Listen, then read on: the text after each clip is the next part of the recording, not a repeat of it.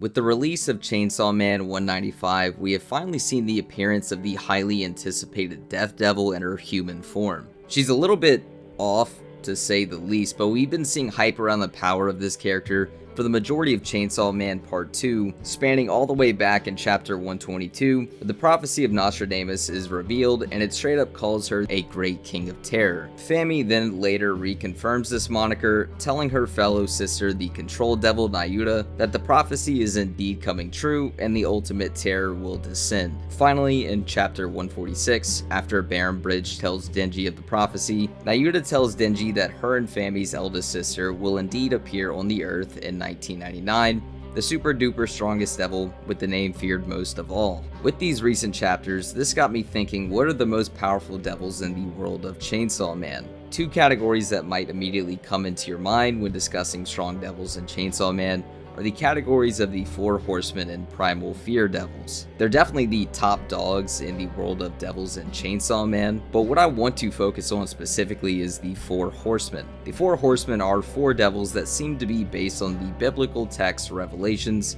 where John details his visions of prophecy for the end of the world. One part of his vision entails four terrors descending onto the world, and in modern interpretations they are in the order: the terror of control or domination, the terror of war, the terror of famine, and finally the terror of death. Coincidentally, the exact orders we see them appear in the story is the exact order that they're revealed in the Bible.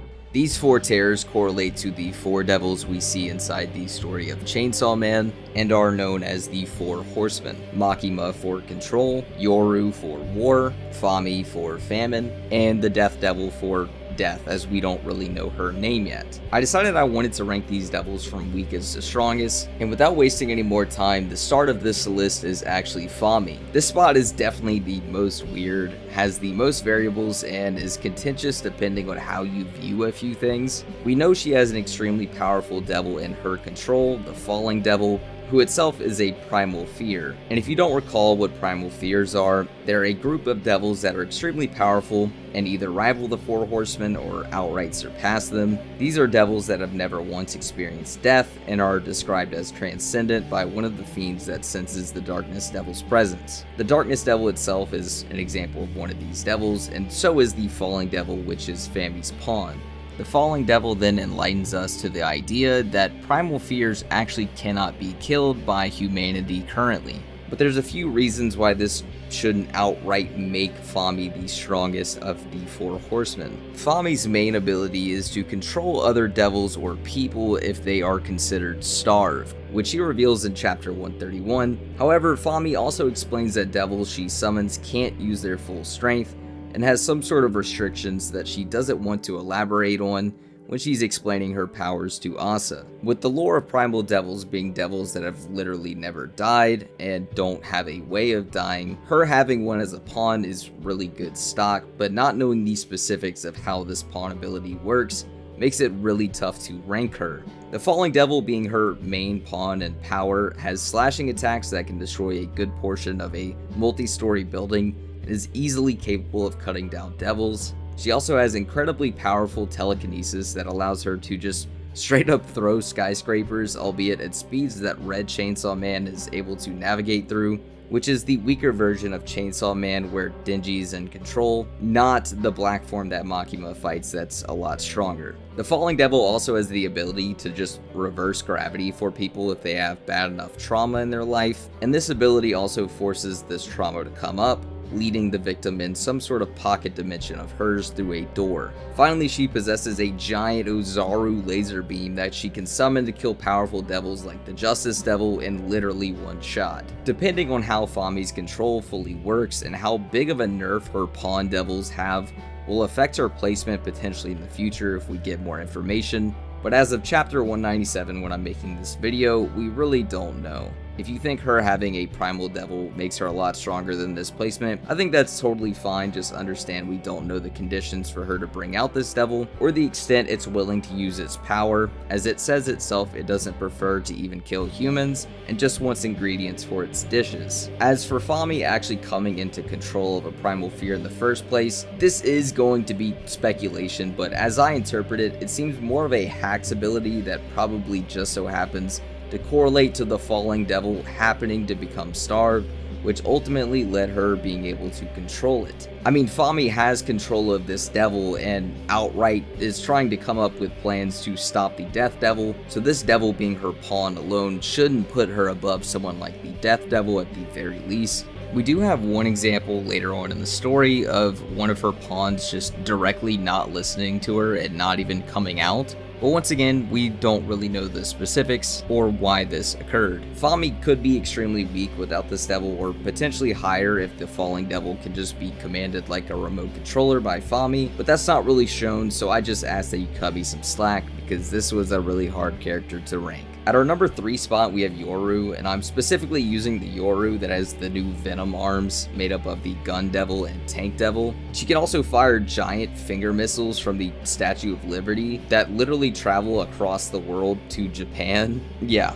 that Yoru. She's incredibly powerful, probably one of the most powerful devils we've seen in the series, as her bang attacks seem to do significantly more damage than Makima's bangs to a stronger Chainsaw Man, since at this time of the story, Chainsaw Man is more feared because of all the Chainsaw Man clones causing mass destruction created by the Fire Devil contracts. And as we know, fear makes devils more powerful. When Makima fought Chainsaw Man was widely considered a hero at this part of the story, and thus his fear was pretty much at an all-time low, which Makima notes made him less powerful. So the Chainsaw Man Yoru fight should be substantially stronger, and if Chainsaw Man is more feared, he's just more powerful. One of her arms alone should be outright stronger than the Gun Devil itself, since the one we see in the story is a 20% variation summoned by the Americans. Now this variation we see in the story is still very powerful, as it killed a ton of people in the span of like 15 seconds or so, but in the span of just about 5 seconds, Makima defeated the devil with a combination attack that she used from her enslaved fiends and devil contractors, and this nearly kills the Gun Devil and puts him in a state where he is forced to take up a fiend, where Makima then places him inside of Aki to force Denji and Aki to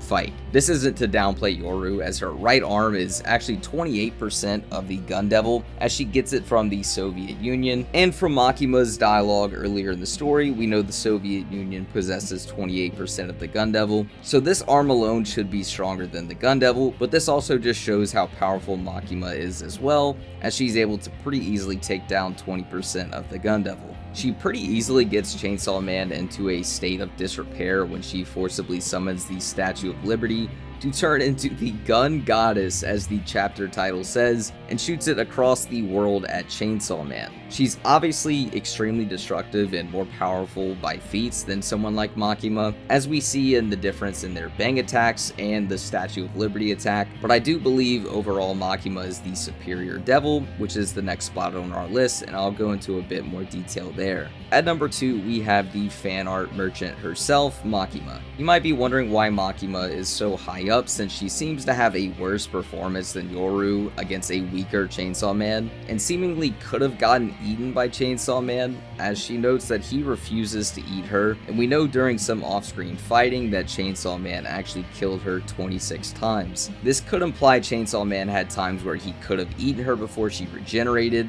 However, it's also pretty blatant throughout the fight that Makima is holding back abilities that could have put down Chainsaw Man, because directly after this scene, she summons a pack of humans to be used as sacrifices for a 1,000-year spear from the Angel Devil's ability. That ability is to take the lifespan of humans and create a weapon, and Makima says the following: with this, it's settled, meaning that she might have been trying to get Chainsaw Man to eat her, as directly stated earlier. This would be an outcome she would be completely fine with, and even smiles when Chainsaw Man shows his overwhelming power earlier in the fight. Not to mention, she doesn't even really attempt to fight Chainsaw Man most of the time. She lets the Fiend Devils take on the fight for most of the fight, and then only really gets involved when she bangs him into outer space. Wow, that was...